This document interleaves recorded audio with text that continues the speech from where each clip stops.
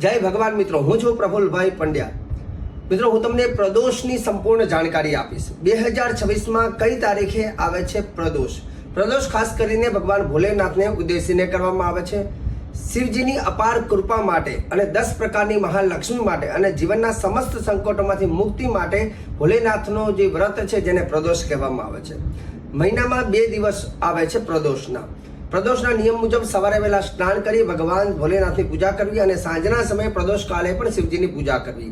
સવારથી સાંજ સુધી એવું કહેવાય પૂજા ન થાય ત્યાં સુધી ઉપવાસ કરવાનો છે. દૂધ કેળા ખાઈને ઉપવાસ કરવાનો છે અને સાંજે શિવજીની પૂજા બાદ ભોજન કરવાનું હોય છે. આ રીતે વ્રત કરવામાં આવે છે પ્રદોષની આખા 2026ની સંપૂર્ણ તારીખો તમને જણાવું છું.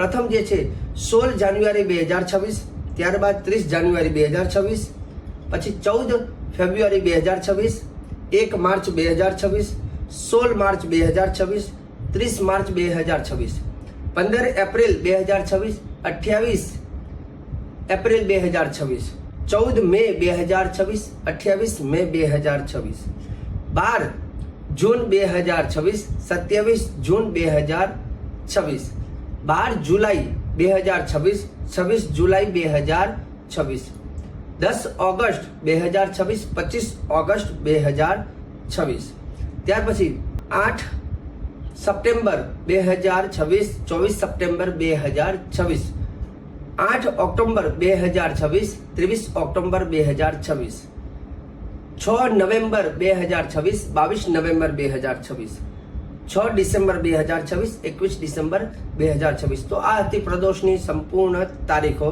આ તારીખોમાં તમે શિવજીની આરાધના ચોક્કસ કરજો. જય ભગવાન.